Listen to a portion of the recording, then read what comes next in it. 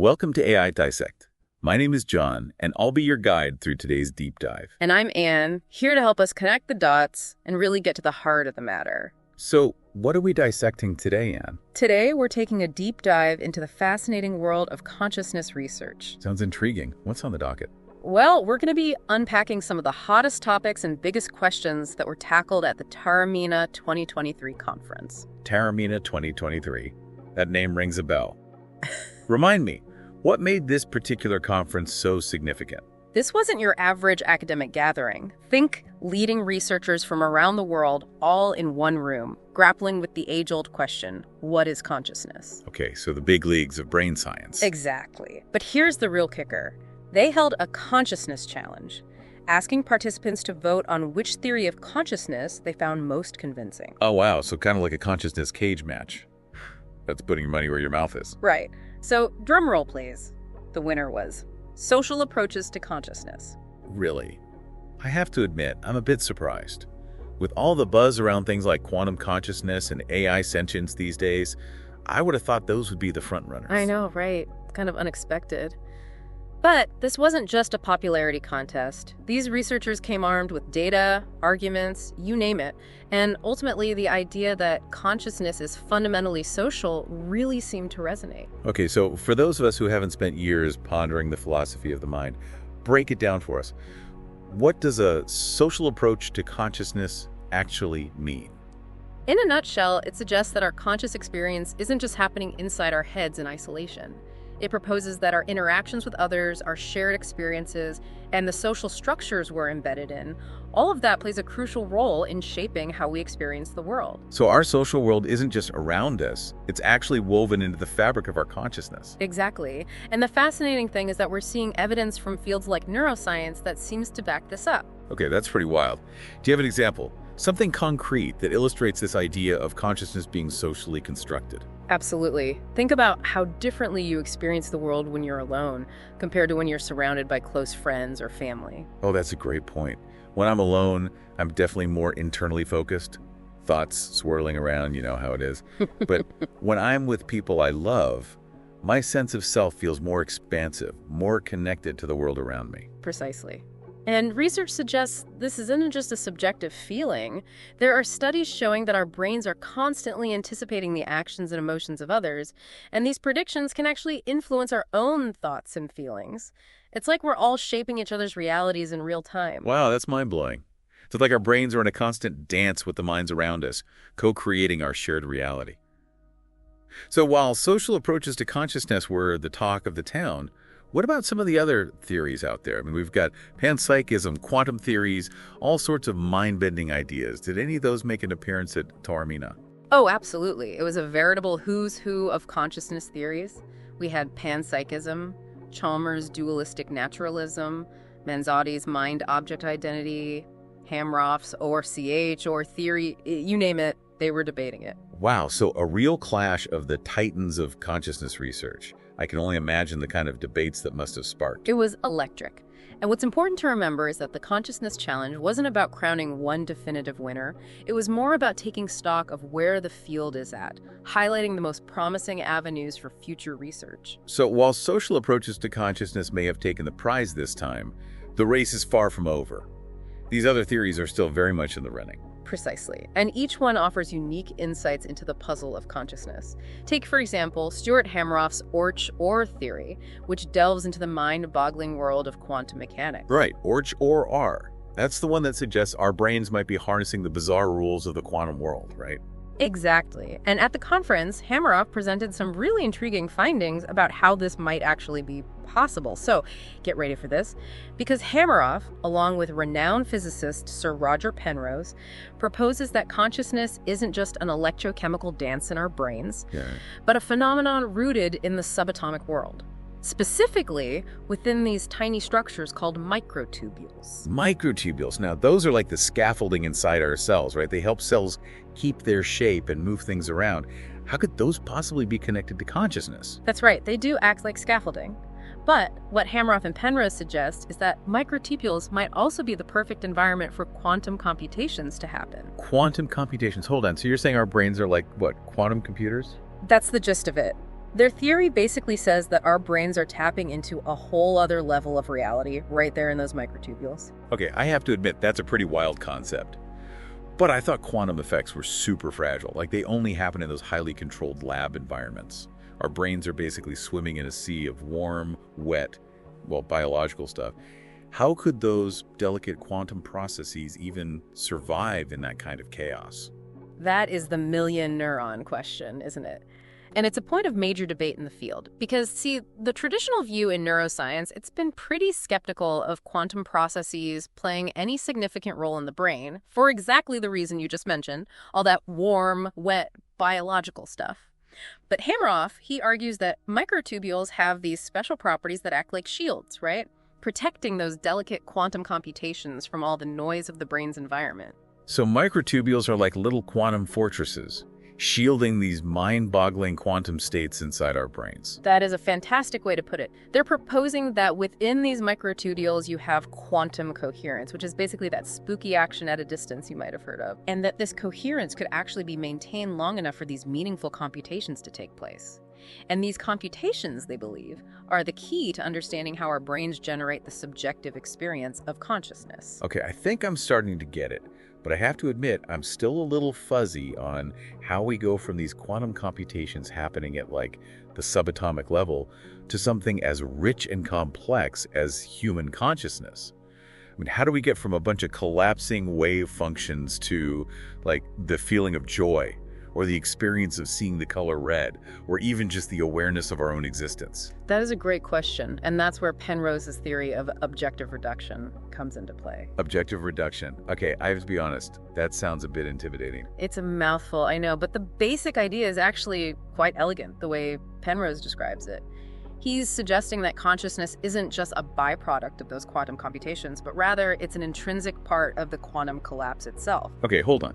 So each time a quantum wave function collapses inside these microtubules, that's like a tiny moment of conscious experience. That's the idea. And then these moments, they're strung together by some mechanism that we haven't quite figured out yet. Right. But strung together, they give rise to that continuous flow of our conscious awareness.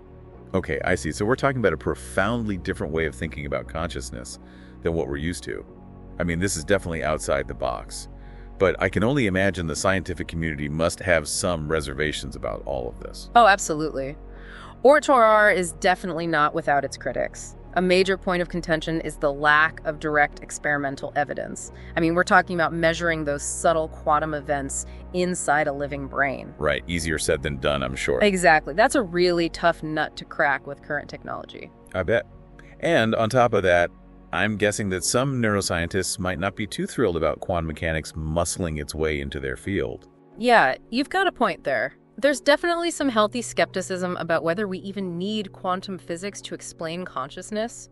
Some researchers argue that we might be able to explain it using our current understanding of neuroscience, even if we haven't quite connected all the dots yet. But here's the thing about Ortorar. Even if it turns out to be incorrect, it's pushing the boundaries of our thinking, you know? It's opening up new avenues for research, and that's always a good thing. It's like that saying, if you want to discover new oceans, you have to be willing to lose sight of the shore. Which leads us to another super interesting presentation, the one that really stole the show.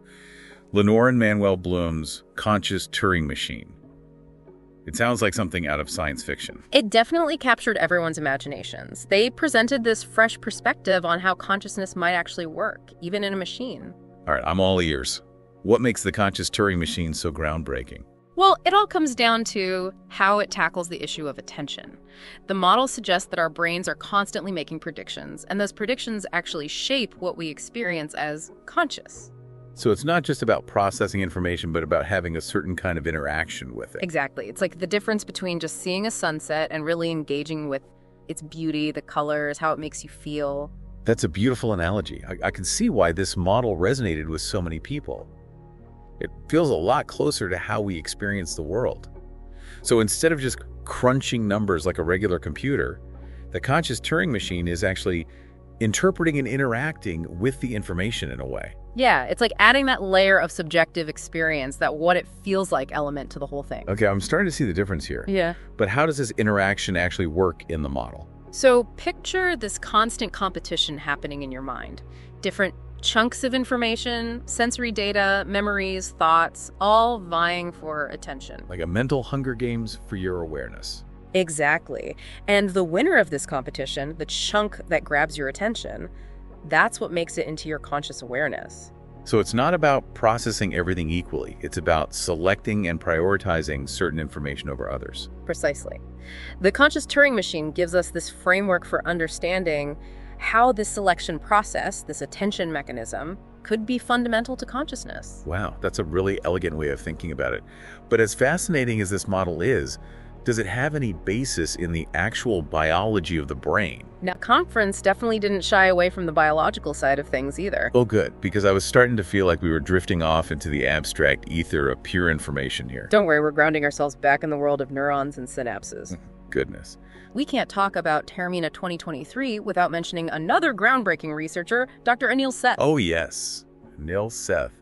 Now, his work on predictive processing has been making waves for a while now. Absolutely. He's one of the leading figures in that field, and his presentations at Taormina were definitely a highlight. So for those of us who are unfamiliar, what is predictive processing? From what I understand, it kind of flips the script on how we traditionally think about perception, right? It does. It challenges that traditional view that our brains are just passively receiving information from the world around us, like a camera or a tape recorder. Right.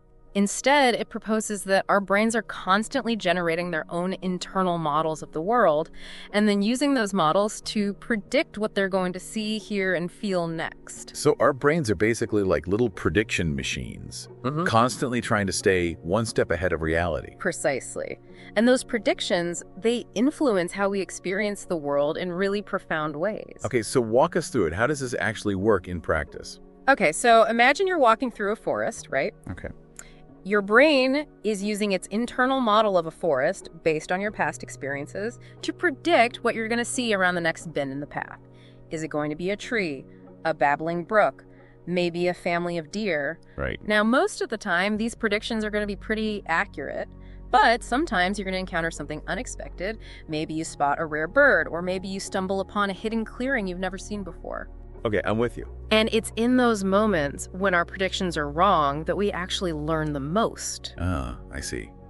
So our brains are constantly making these micro corrections to their internal models based on new information. Exactly. It's a constant process of prediction, error detection, and model updating. Fascinating. And Seth argues that this process is happening all the time below the level of conscious awareness. Absolutely. And here's where it gets really interesting. Seth's work also explores how this predictive processing model might explain some of the weirder aspects of consciousness, like hallucinations. Hallucinations. Okay, now that's getting into some interesting territory. So how does predictive processing factor into those kinds of altered states of awareness? Well, think about it this way. If our brains are constantly generating these internal models of the world and using them to shape our perceptions, what happens when those models go haywire? Okay, interesting question. What does happen when those models go off the rails? Seth suggests that hallucinations might actually be a kind of controlled hallucination, where the brain's predictive machinery is running a bit too wild, generating perceptions that aren't entirely grounded in reality. So in a sense, we're all hallucinating all the time. It's just that most of us have learned to keep those hallucinations in check. That's a great way to put it.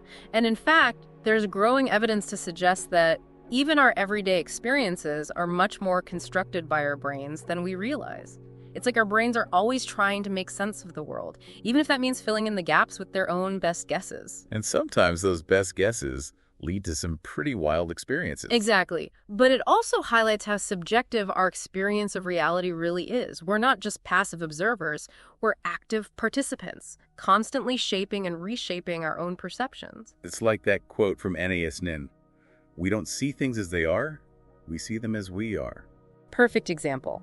And this brings us to another important point about predictive processing, particularly when we consider the social dimension of consciousness. Because our social interactions, they're not just about exchanging information, right? They're about building models of other minds, trying to predict how those minds are going to behave, what they might be thinking or feeling. Okay, so it's like our brains are constantly running these complex simulations, not just of the physical world, but of the social world as well, trying to stay one step ahead of each other in this intricate dance of social interaction. Exactly. And those social predictions can be incredibly nuanced. Think about all the subtle cues we pick up on during a conversation. Facial expressions, tone of voice, body language. Our brains are constantly processing these cues, updating our models of the other person, trying to predict their next move. It's like our brains are playing a never-ending game of social chess. That's a great analogy. And just like in a game of chess, sometimes those predictions are wrong. Yeah. And those social prediction errors, they can be particularly jarring. I imagine so. We're social creatures at our core. So much of our sense of self is built upon our relationships with others. When those relationships are disrupted, it can really shake us up.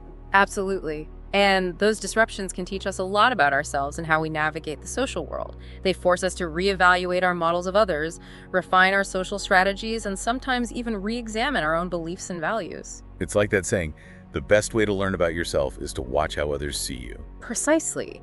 And this brings us to another fascinating theory that was explored at Taormina, one that takes a completely different approach to understanding consciousness. John Joe McFadden's idea that consciousness might be rooted in the electromagnetic fields generated by the brain. Ah, yes. John Joe McFadden and the electromagnetic theory of consciousness. I've been wanting to dig into this one.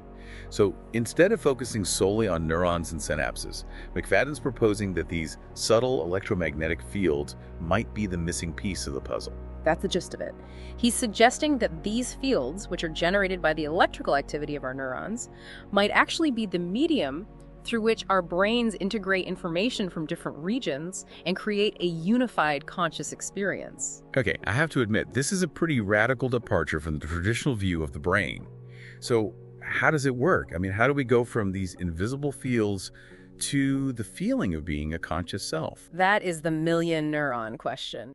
McFadden argues that these electromagnetic fields could act like a kind of binding agent, linking together different aspects of our experience, from sensory perceptions to thoughts, emotions, and even our sense of self.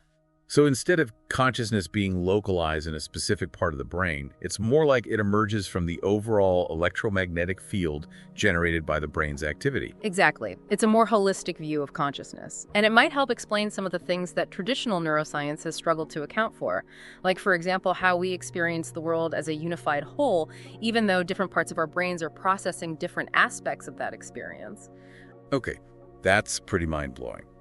And if I'm remembering correctly, didn't McFadden also suggest that these electromagnetic fields might even play a role in communication between brains? He did. And this is where things get really interesting. McFadden proposes that our electromagnetic fields could be involved in things like empathy, telepathy, even just those vibes we get from other people. Okay, now we're really venturing into the realm of science fiction. But hey, if the past century has taught us anything, it's that today's science fiction often becomes tomorrow's reality. Right. I mean, think about how much our understanding of the universe has changed in just the last 100 years. We've discovered black holes, gravitational waves, quantum entanglement. Who's to say what other mind-boggling secrets the universe still holds? That's what makes this field so exciting. It's like we're explorers charting unknown territories of the mind. But speaking of mysteries, we can't talk about consciousness research without mentioning David Chalmers and his infamous bet about the neural correlates of consciousness. Oh yes, Chalmers' bet. It's become something of a legend in the field. For those who haven't heard the story, take us back. What was the bet about, and more importantly, who won?